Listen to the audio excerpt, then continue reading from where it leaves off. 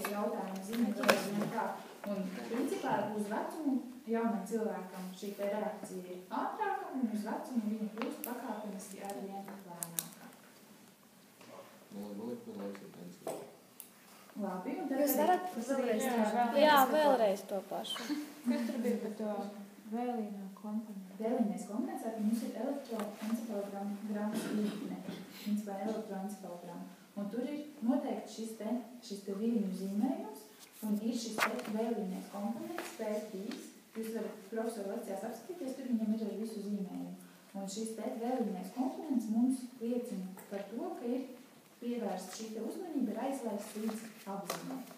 Tad, ja šī te komponenta nav, tātad tas viss sensorais reģistrs mums ir izfiltrējis informāciju kā nesvarīgu.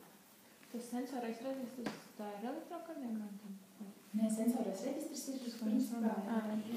Mēs runājam. Pirms izfiltrējās bezapziņas. Jā, tas, kas filtrē informāciju, kas ir svarīgs un kas nav svarīgs, kam pievērst uzmanību un kam var nepievērst uzmanību. Un tātad tas P3 liecina, ka šī te uzmanība ir pievērsta, un kādēļ par šajā mirklī ir runāts, ka principā tas norāda mūsu reaģēt spējas ātrumu.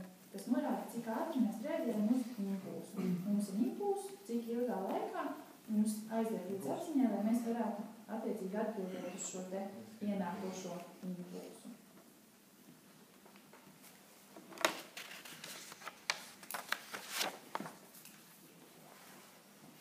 Labi, tad ķeramies tālāk. Kā jau es teicu, tālāk būs vairāk par šo te atmiņu. Pirmais ir īslaicīgā atmiņa un īslaicīgās atmiņas mehānisms. Tātad vēl pastāstiet man, mēs jau kaut ko izrunājām, kaut ko neizrunājām. Īslaicīgā atmiņa tātad bija sekundes līdz minūte, varbūt vairākas minūtes. Un kā tad mums šī te informācija saglabājās? Es jau pateicu šo te svešvārdu, reverberācija, un kā jūs sapratāt, kas tas ir? Kad ir noslēgts neironu ķēdes, kurām impulsi var cirkulēt? Principā, jā, mums ir šīs visi mūsu nervu sistēma darbojas ar neironu savienojumiem, ar neironu ķēdēm, kas sūta impulsus attiecīgi uz dažādiem centriem un skatās arī ienākošo informāciju. Tā saucās tā informācijas integrēšanā. Un īslaicīgajā atmiņā, tātad, kas ir jums jāatcerās, ka nav šie neiroplastiskie procesi, ka neveidos jaunas sinapses, neveidos jaunas dzeloņas. Bet šī informācija tiek saglabāta neironu ķēdēs, kas ir saslēgts, vai teikt, aplī, un visu laiku uzbudina šis te aplī esošie saslēgti neironi, visu laiku uzbudina viens otru.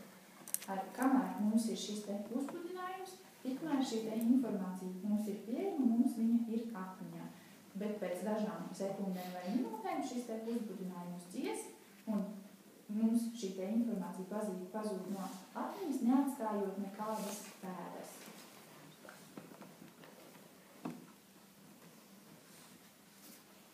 Un tā elektroniskā te arī tā ir?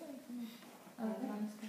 Pasakiet man, kas tas ir? Tur ir, ka tie elektriskie potenciāli. Tas ir tā reverberācija. Tas ir savādāk, kad viņi iet no sinapsē. Tas ir, kad tas ir saslēgts lokā. Tas ir saslēgts lokā. Otrs variants, ko man saslēgts lokā, otrs ir potenciāla. Ir šis te neironu, atkal neironu ķēde. Principā tas, kas tiek izdarīts, tiek pagarināts šis te darbības potenciāls. Tas ir tas, ko jūs domājat. Tātad tiek pagarināts šis te darbības potenciāls un ir šī te sinapse un klāt ir vieglinošā sinapse. Tas ir tas, ko es teicu par šo te sinapšu vieglināšanu. Ka principā šī te vieglinošā sinapse izdala neiromediātoru, lielākajā daļā gadījumā tas ir serotonīns, kas izsauc izmaiņas šajā te presinaptiskajā nervī, nodrošinot to, ka kālija kanāli neaizveras. Un ja neatveras, un ja kālija kanāli neatveras, līdz ar to visu laiku ir šis te uzbudinājums stāvoklis, nevar notikt depolarizācija. Nevaras? Neatveras. Visu laiku viņš jau. Nevar notikt depolarizācija. Un tādā veidā tiek paildzināts šis te atmiņas pēdas mums nervu sistēmā. Tas ir tas otrs variants, kas ir arī, to, ko es teicu sākumā, ka gaidāmā tiek izdarīts vēl starptips, tas 10 stundas līdz 2 mēneši aptuveni, tas ir tieši balstoties uz šo te, ka ir šīs te vieglinošās sinapses, kas nodrošina nodrošina darbības potenciāli nepārtrauktu esamību šajā te ķēdē. Tā atviegloša sinapse, tas ir neiroplastiskais fenomens, kā viņi tur veidojas, atnāk, kā viņi tur? Principā viņi tur jau ir. Viņi jau ir, jo viņi nevar mums nekādā veidā atnākt, viņi jau ir tā kā saslēgti, viņi var būt vai aktīva vai neaktīva. Un te arī mums ir jāskatās, vai mēs to ieslēgsim atmiņā vai neieslēgsim atmiņā. No kā ir atkarīgs, vai mēs no šīs te īslaicīgās atmiņas pāriesim ilglaicīgajā, kas ir jādara? Visu laiku atkārtot. Ir jāatkārtot uzmanībai jādara, lai mēs vispār veidotu šo te atmiņu. Un viss ir jāatkārto. Ir vairākas reizes tā kā šī te simts ķēde jāatvieglo. Principā tas ir viens piemērs pozitīvai atgriezeniskai saitei, kur jo vairāk reizes izmanto, jo spēcīgāk notiek šī te atmiņas veidošana. Bet ir lietas, ko tu uzreiz atceries un nevajag atkārtot. Tas ir tas, ko es gribēju tālāk teikt. Principā mēs atmiņas veidojam, kas mums izšķir, vai mēs atcerēsimies vai nē. Mums tālāk ir jautājums, kur atkārtotas sistēmas smadzenēs, un ir arī negatīvais komponents, ir soda sistēmas smadzenēs. Principā ir atkārtotas sistēmas smadzenēs un soda sistēmas smadzenēs. Un viņas mums ļoti lielā mērā ietekmē, vai mēs atcerēsimies vai nē. Mēs atcerēsimies visas labās lietas, kas mums ir notikušas, un mēs atcerēsimies visas sliktās lietas, kas mums ir notikušas. Bet lietas, kas mums neizraisa nekādas emocijas, mēs neatcerēsimies. Un kas ir arī ļoti svarīgi, mēs runājam, piemēram, par bērniem, ka tad, kad cilvēks piedzimst, viņam vēl nav sava es apziņa.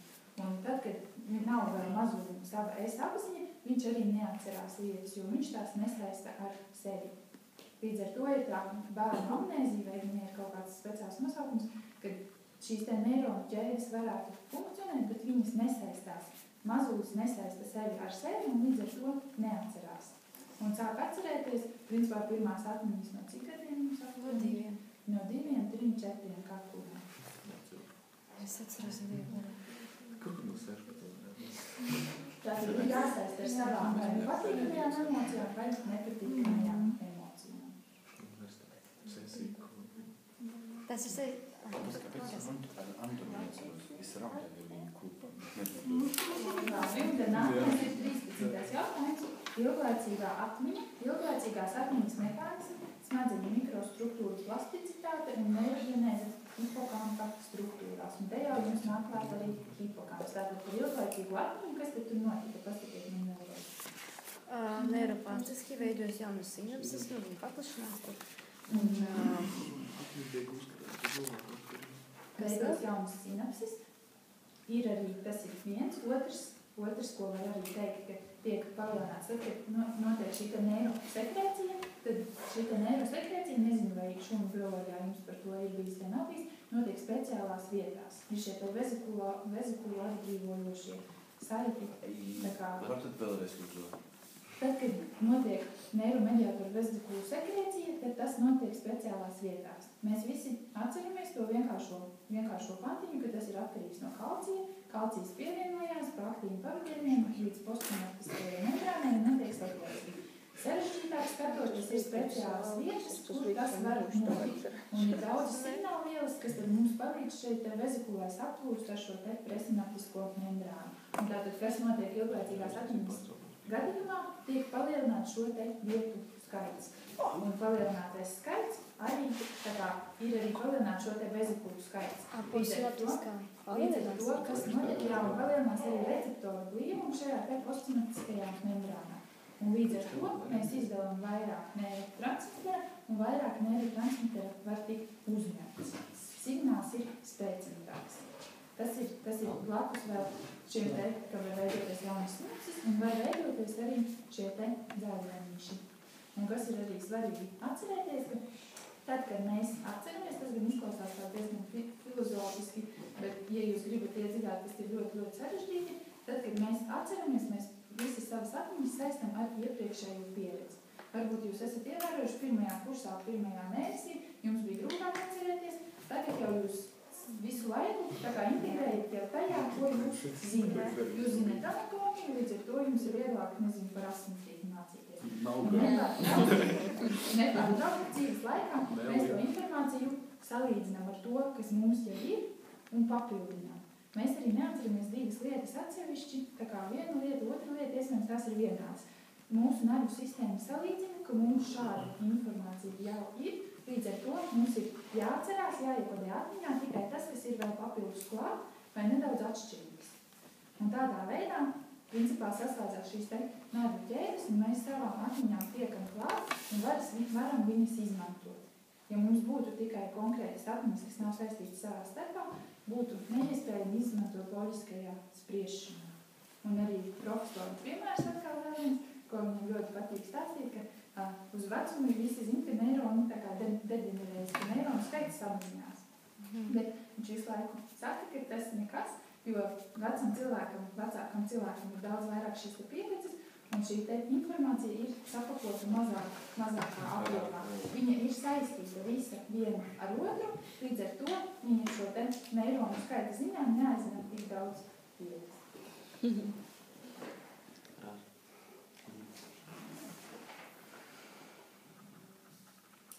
Labi, mums ir vēl kāds jautājums varbūt. Hipokampu loma. Un tātad viens ir, ka veidojās šīs te jaunās sinapses un saslēdzās šīs te neironu ķēdes. Un otrs ir, ka var veidoties jaunas nervu šķiedras no cilmes šūnām, kas atrodas hipokampā. Un principā tad, kad mēs esam attīstības sākumā, tad, kad mēs esam augļa stadijā vēl, tad mums visu laiku ir, ka mums ir šīs te nervu šķiedras, kas atrod tā kā savas sasaistes ar citām nervu šķiedrām, un tādā veidā mums tiek šī te nervu sistēma veidota no jaunām nervu šķiedrām. Principā šūnas sasaistās kopā. Cilvēka gadījumā, pieauguši cilvēku gadījumā, tika uzskatīts ilgi, ka jaunas nervu šūnas neveidojas. Ka nav iespējams, ka mums atmiņa iekodētos veidojot jaunas nervu šūnas. Bet tad tika atklāts, ka hipokāmpā, un tas, protams, tika atklāts briesmīgos apstākļos, kā vienmēr ar visiem šiem smadzeņu pētījumiem, ka tika iznīcināts vai negadījumā bija iznīcināts hipokāmps, un kas notiek? Principā cilvēks nespēja atcerēties neko, un ir anterogrādā šī te amnēzija un retrogrādā.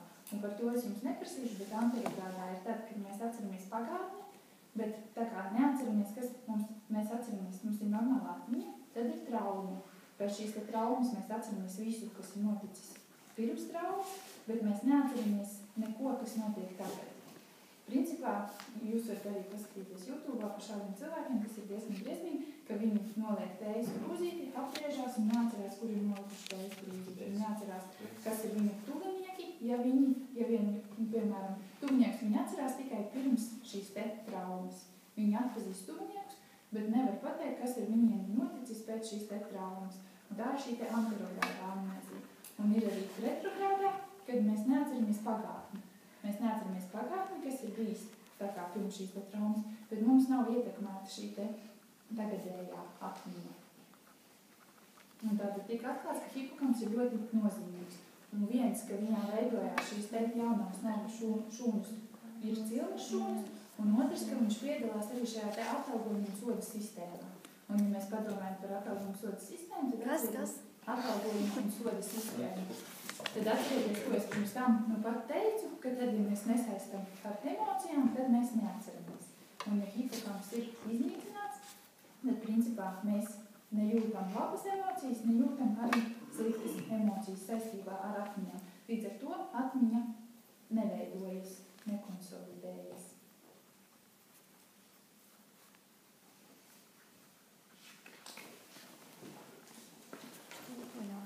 Es arī vēlreiz Es varu. Atalgojums un soda to. Atalgojums un hipokampā. Hipokampā ir atalgojuma un soda sistēma. Principā sistēmas, un ja viņas ir bojātas, tad atmiņa neveidojas, jo konkrētā persona nesaista šo te notikumu ne ar labām, ne ar sliktām atmiņām. Un, lai mums vispār veidotos atmiņa, ir nepieciešams, lai mēs to saistam ar pozitīvu vai negatīvu pieredzi. Ja mums šī pieredze ir nenozīmīga, tad mēs viņu arī neatceramies. Un nevar tad uz otru variantu, piemēram, bez tām emocijām? Jābūt par visiem tiem noteikumiem. Ja viens iztrūks, tad nevar atcerēties. Nesaprotīs. Piemēram, tās hipokampu šūnas, kas viņas Reģenerējums.